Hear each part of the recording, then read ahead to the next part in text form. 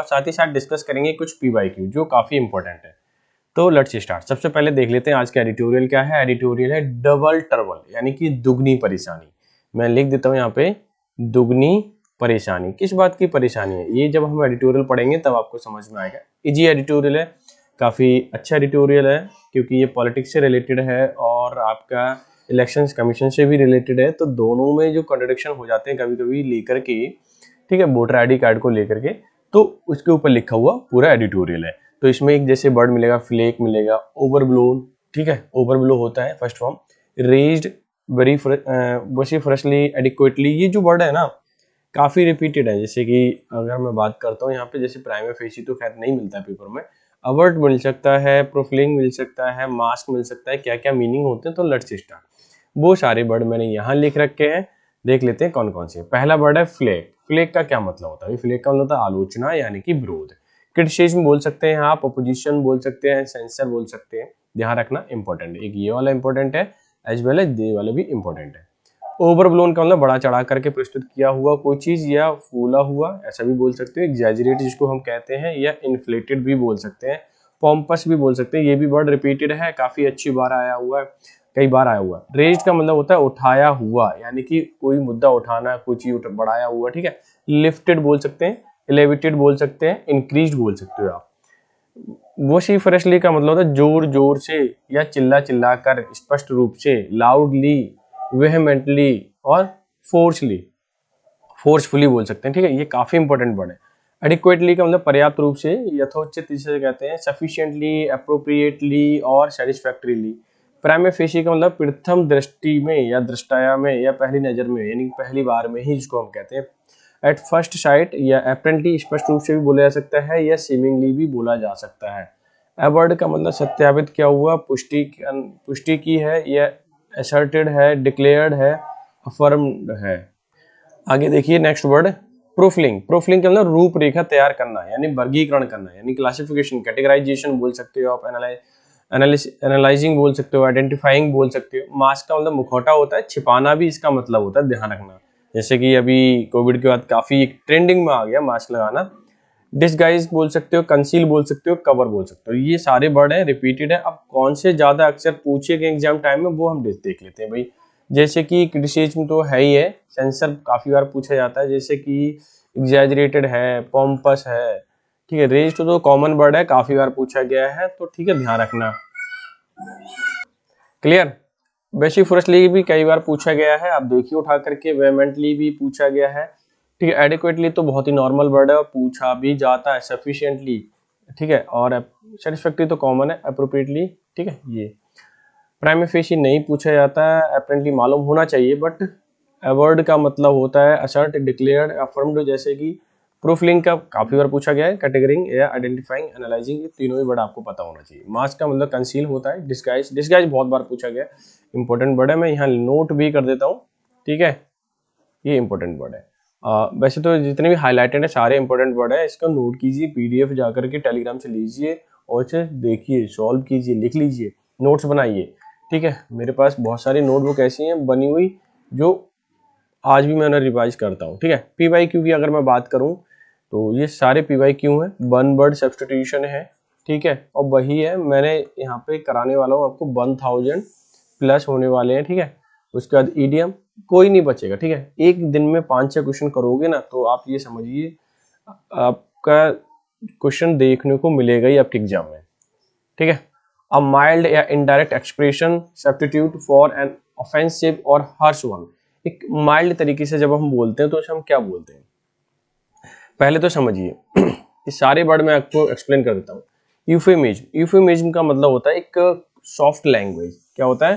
Soft, ठीक है, soft language, यानी कि प्यार से जो लैंग्वेज बोली जाती है ना उसे बोलते हैं, ठीक है ना। और क्या बोल सकते हैं? पोलाइट, पोलाइटनेस या पोलाइट टर्म बोल सकते हो।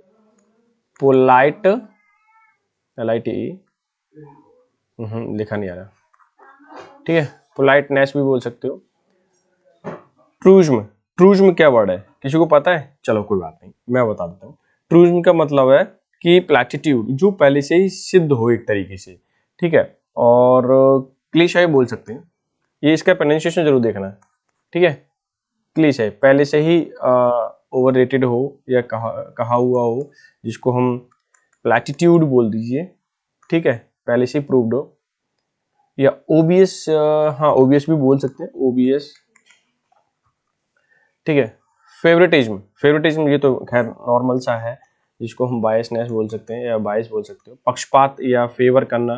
और एक वर्ड आता है इसके, वन वर्ड में काफी बार पूछा गया, नेपोटिज्म, नेपोटिज्म, ठीक है। अल्ट्रुइज्म, ये तो खैर पता ही है कि किसी को भला करने वाला, ठीक है। और जिसको बेनेवोलेंस बोल देते हैं, बेनेवोलेंस, ठीक है। और कुछ हो सकता है नहीं, हाँ ठीक है। तो आंसर देखिए, आंसर क्या था ये, कि एक माइल्ड और इनडायरेक्ट एक्सप्रेशन को हम किससे बोलेंगे, तो यूफेमिज्म बोलेंगे, सॉफ्ट लैंग्वेज होता है, ठीक है, मैंने हाईलाइट कर दिया है, तो आप इसे ध्यान रखना, ठीक है, इस तरह से ही ध्यान रखना, नोट कर लो एक एक चीज एक्सप्लेनेशन, ठीक है। अगर आप हिंदी बोलो तो मैं हिंदी भी लिख दूंगा, ध्यान रखना, क्लियर है। चलो नेक्स्ट पे मूव करते हैं भाई। नेक्स्ट है murder of the parents and near relative, उनको हम क्या बोलेंगे। पेरेंट की बात आ जाए तो मैं तो एक ही दो, पेरेंट जो होते हैं वो साथ साथ चलते हैं, ठीक है। तो जिसमें डबल आर आई आए पैट्रिसाइड में, ठीक है, वो क्या हो जाएगा आपका, पेरेंट से आ जाएगा, ठीक है, समझ में आ गया। मैं तो ऐसे ही याद किया है, तो ध्यान रखना। पैरिसाइड, साइड का मतलब मृत्यु से होता है, टू किल, इसको बोल दीजिए टू किल, ठीक है। तो अब खैर मालूम पड़ जाएगा। पैट्रिसाइड देखिए, पैट्रिसाइड जो होता है वो पिता की हत्या, तो केवल पिता की, यानी कि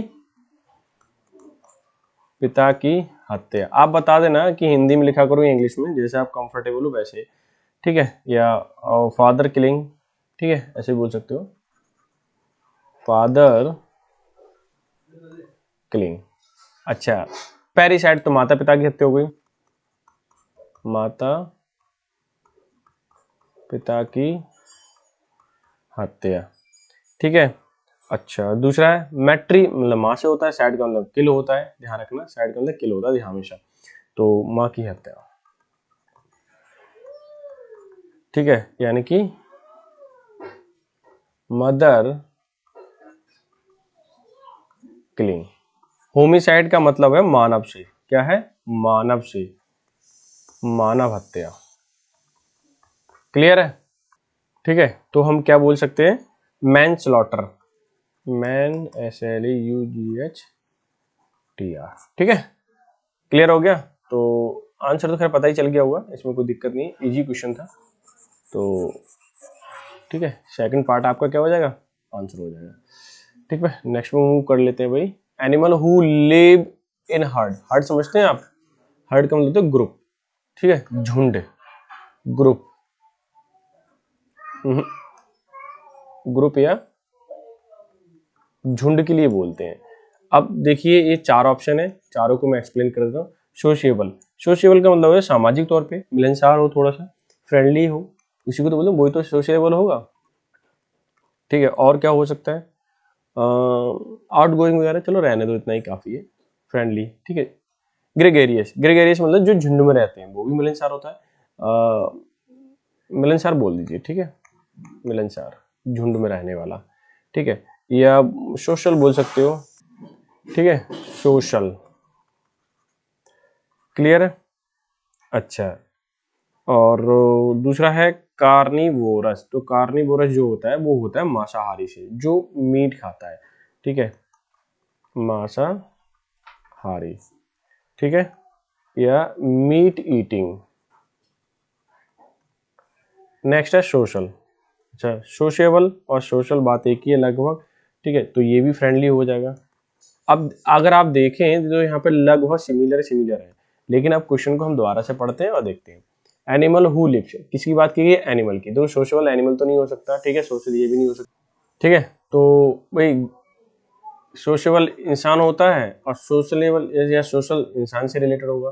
कार्निवोरस इंसान को भी बोल सकते हैं, जानवर के लिए, जानवरों के लिए मस्ट यूज होता है, ठीक है। लेकिन इंसान की अगर मैं बात करूं कि सोशल कौन है, तो वो यहाँ पे जान, तो सोशल इंसान की बात करो तो समझ में आ गया, जैसे सोशलेबल बोल सकते हो, सोशल बोल सकते हो, लेकिन जानवर की बात यहाँ पूछी गई जानवर के लिए, ठीक है।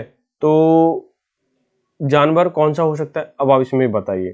ठीक है, animal who lives in herd, animal जो कैसे रहता है, जानवरों में रहता है। ठीक है, तो वो ग्रेगेरियस होगा। वैसे ग्रेगेरियस इंसान के लिए भी आ जाता है, ऐसी कोई बात नहीं है। एक कॉमन वर्ड है, दोनों के लिए यूज होगा। ठीक है, तो आप ये ध्यान रखें, ये कॉमन वर्ड है, जानवरों और इंसान दोनों के लिए यूज होगा। ठीक है, तो नेक्स्ट में मूव करते हैं। I hope so you have understood. दूसरा है broad, broad day broader with tree. ठीक है, ब्रॉड रोड है, यानी कि चौड़ा रोड, ब्रॉडर विद ट्री, जिसमें ट्री भी हो साइड में लगे हुए, उसको हम क्या बोलेंगे। देखिए पेन ले लेता हूँ पहले, तो मैं एक एक को एक्सप्लेन करता हूँ, फिर समझ में आएगा।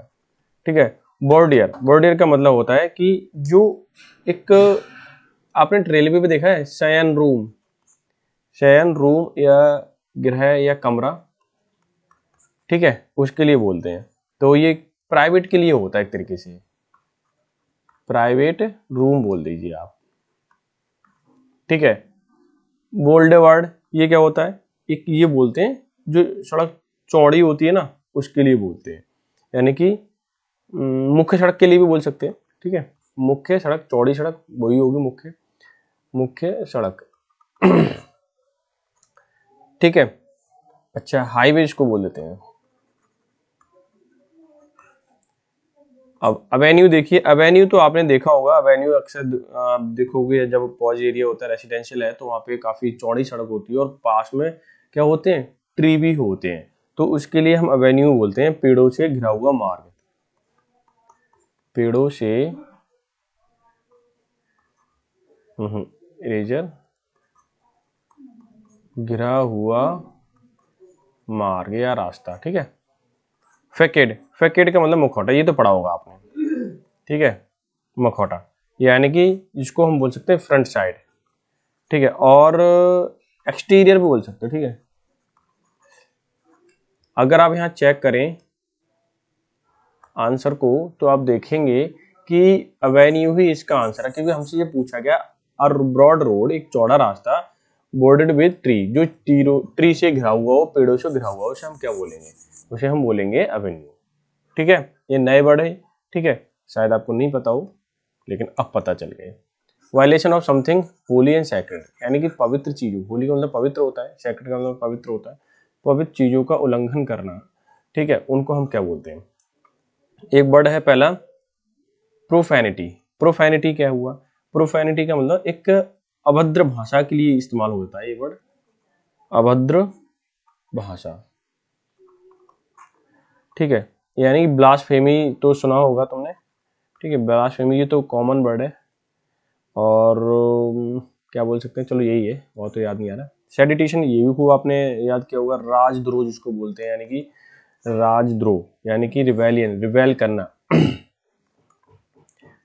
रिवेलियन डबल एल आ गया शायद, है डबल एल, रिवेलियन हो जाएगा।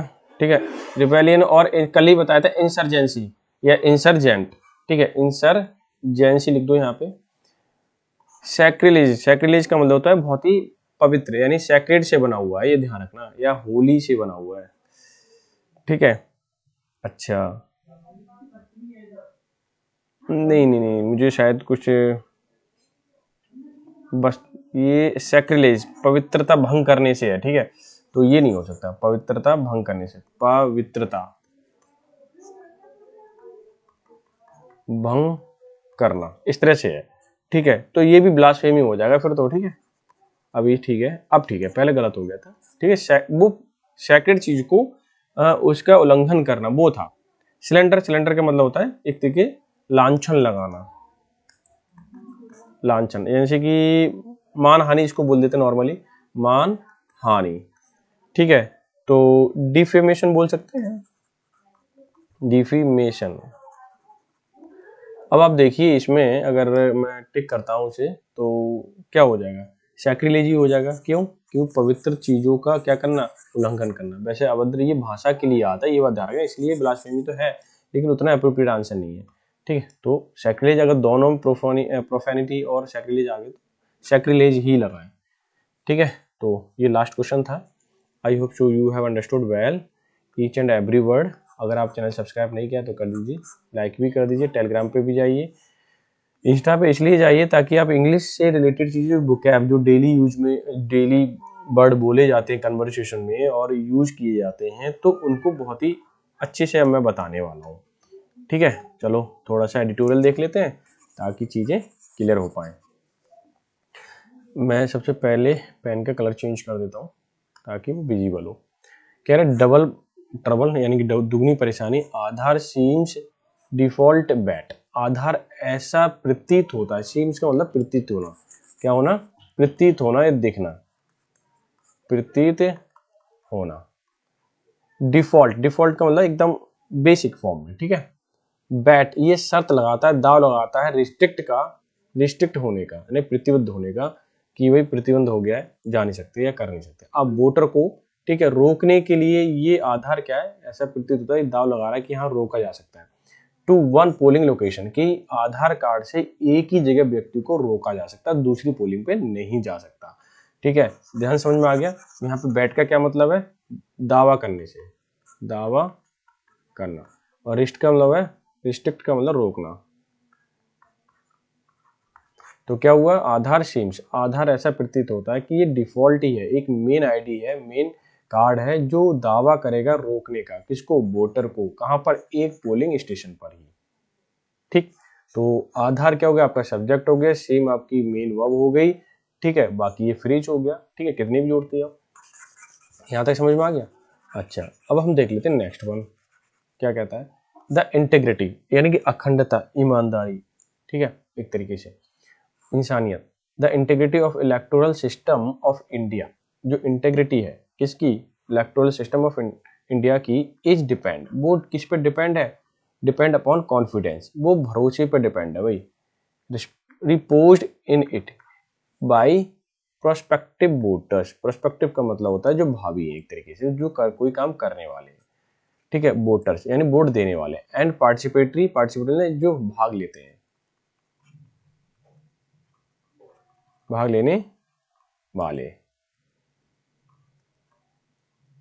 ठीक है, पॉलिटिकल पार्टीज। तो यहां तक हो गया सेंटेंस। अब इस सेंटेंस को दोबारा से समझिए आप, क्या कहता है कि इंटेग्रिटी ऑफ इलेक्टोरल सिस्टम, जो इलेक्टोरल सिस्टम की जो इंटेग्रिटी है इंडिया के अंदर, इज, अब इंटेग्रिटी तो सब्जेक्ट हो गया आपका, तो सब्जेक्ट सिंगुलर ही तो हुआ, तो वो कैसी वर्ब, सिंगुलर है, ठीक है। डिपेंड अपॉन द कॉन्फिडेंस, ये कॉन्फिडेंस पर डिपेंड है कि आपका कितना कॉन्फिडेंस है, जो रिपोज किया गया है, दिखाया गया बाय द प्रोस्पेक्टिव, ये दिखाया जाता है, ठीक है। एक जो वोटर देने वाले हैं वो कहेंगे भाई हम एक ही वोट डालेंगे, ठीक है, इस पे इंटेग्रिटी बनी हुई है किसकी, इंडिया की। और पार्टिसिपेटिव पॉलिटिकल पार्टीज, और जो पॉलिटिकल पार्टीज हैं, ठीक है, भाग ले रही हैं इलेक्शन कराने में, ठीक है, तो उनका कॉन्फिडेंस, ठीक है, और वोटर्स का कॉन्फिडेंस, दोनों ही है कि भाई हम ईमानदारी से काम करेंगे, तो इस पे इंटीग्रिटी बनी हुई है इंडिया की। समझ में आ गया होगा अब तो। रिसेंट ईयर, अब देखिए कुछ सवाल आते हैं कैसे, हाल फिलहाल में क्या हुआ, election, the election commission of India, constitutional body है भाई इसलिए दा लगाया हुआ, ध्यान रखना, हैज ड्रॉन फ्लैग, एक सामना किया, किस चीज का, फ्लैग का मतलब होता है आलोचना,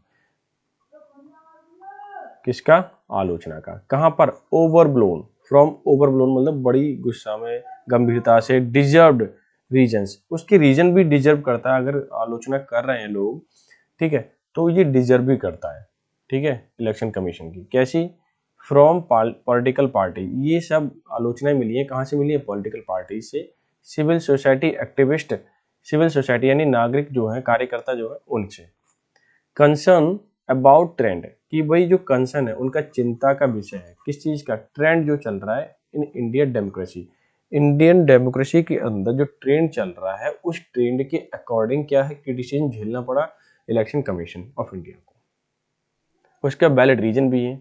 अच्छा क्या क्या है वो हम देख लेते हैं आगे वाले सेंटेंस में, इजी है ना, बहुत आसान है। A new complaint after recent state elections related to the increased number of electors in assembly polls when compared to the numbers registered in the general election for the same year 2024। ये sentence यहाँ से यहाँ तक है। क्या कहता है, new एक कंप्लेंट आई थी आफ्टर रिसेंट इलेक्शंस, हाल फिलहाल में जब इलेक्शंस हुए तो एक कंप्लेन आई संबंधित थी कि इंक्रीज हो गए हैं, बढ़ गए हैं नंबर ऑफ इलेक्टर्स, यानी वोटर कह दीजिए। भाई वोटर की संख्या बढ़ गई है, इलेक्शन किसमें, असेंबली इलेक्शन में, विधानसभा के इलेक्शन में। व्हेन कंपेयर किया गया, जब कंपेयर किया गया नंबर्स को जो रजिस्टर्ड हैं जनरल इलेक्शन में, यानी कि जनरल इलेक्शन में जो नंबर थे वोटर आईडी इनके बने हुए थे, जब उनको कंपेयर किया गया, 2024 की मैटर है ये दोनों ही, ध्यान रखना। कंपेयर किया गया तो पता चला कि जो वोटर की संख्या है वो काफी बढ़ गई है, ठीक है, कि काफी बढ़ गई है। ये सब मैटर 2 साल का है। अच्छा, अब आगे वाले सेंटेंस देखिए, बहुत इजी तरीके से समझ पाओ। वाइल द रिपोर्ट इन हिंदू, जो रिपोर्ट आई थी हिंदू में, फाउंड, ठीक है, while a report in Hindu found, उसने पाया कि सच डिस्क्रिपेंसी, डिस्क्रिपेंसी का मतलब होता है भेदभाव, इन इलेक्टोरेट रजिस्ट्रेशन, की इलेक्टोरेट यानी कि वोटर आईडी की जो जितने भी रजिस्ट्रेशन है वर नॉट अनयूजुअल। भाई वो क्या नहीं थे, अनयूजुअल नहीं थे। When compare to the previous elections, जब प्रीवियस इलेक्शन यानी पिछले इलेक्शन से कंपेयर किया गया तो कोई अनयूजुअल नहीं पाया गया। द क्वेश्चन रेज, क्वेश्चन उठता है, ठीक है, द क्वेश्चन रेज उठाया जाता है, वो शी फ्रेशली मतलब बड़ी उग्रता से, बाई या गंभीरता से, by opposition Congress party, Congress party से उठाया गया। एज टू का मतलब जहां तक होता है, ठीक है, या किसी से संबंधित। How a state such a Maharashtra registered and increased 48 lakh voter in just 6 months since general election has not been adequately answered by the Election Commission of India। तो ये क्या कहना चाह रहे हैं कि जहां तक ये सवाल जो उठ रहे हैं ना, या उठाए गए हैं, कैसे उठाए गए कि स्टेट, एक राज्य जो महाराष्ट्र है उसमें रजिस्टर्ड हुए थे इंक्रीज्ड लगभग 48 लाख वोटर, ठीक, इन जस्ट 6 मंथ, केवल 6 महीने के अंदर। सिंस आता है फिक्स टाइम के लिए।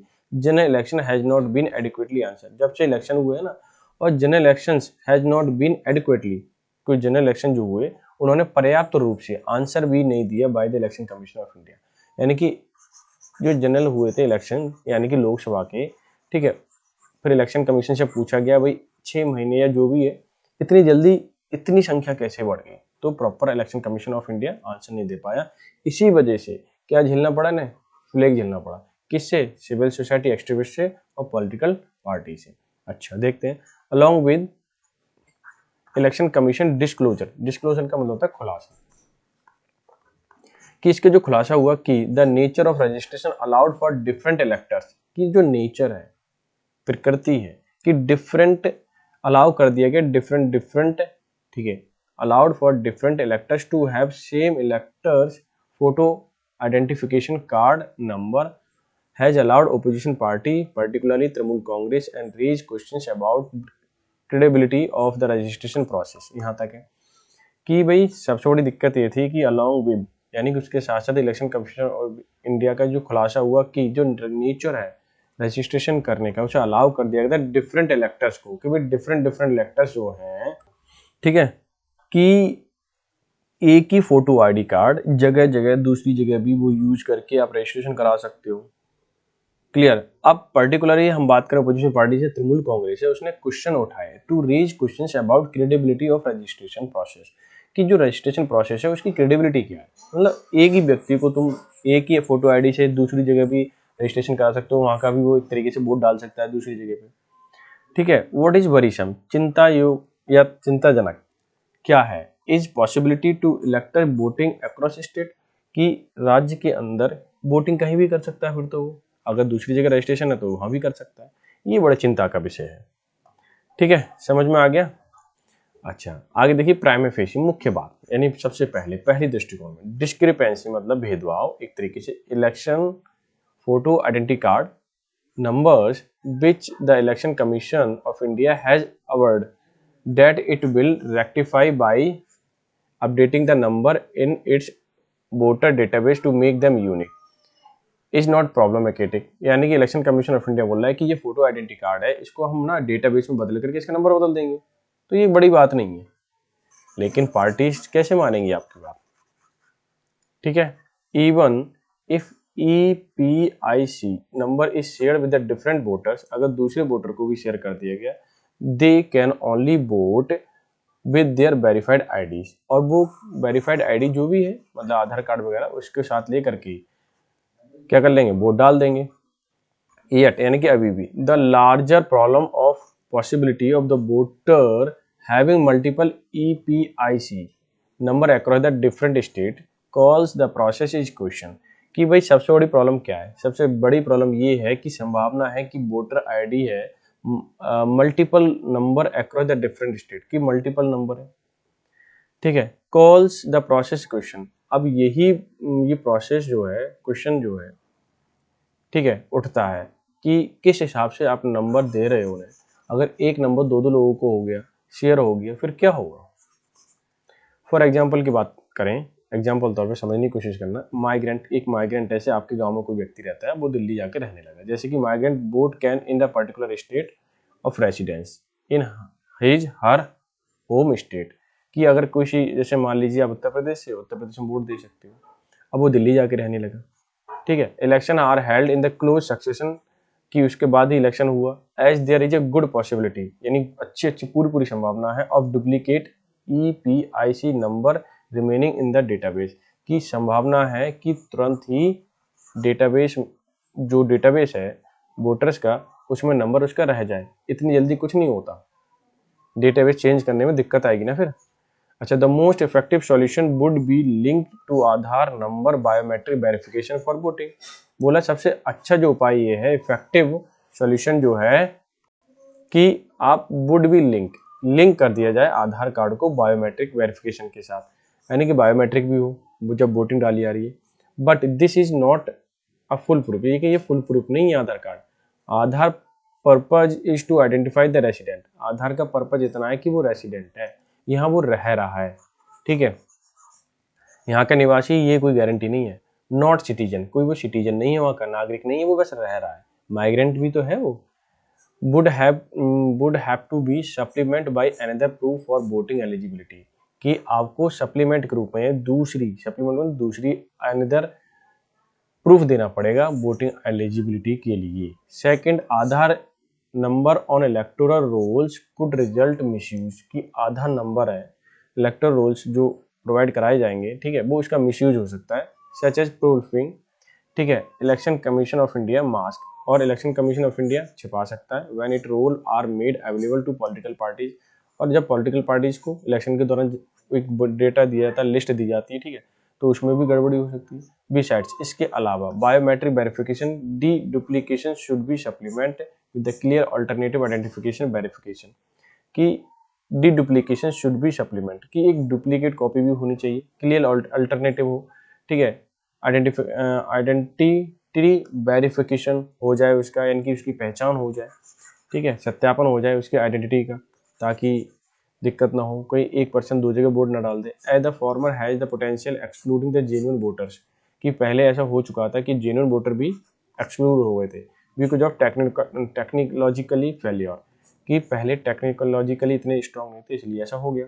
Election Commission must be open the undertaking a clear duplication exercise that will be allow voter to have only the one EPIC number and voter ID, कि भाई उसे डेटाबेस में तुरंत चेंज करके अंडरटेक करके लेना चाहिए, और डुप्लीकेट नंबर द्वारा किसी को मिल नहीं पाए, इस बात का ध्यान रखना चाहिए।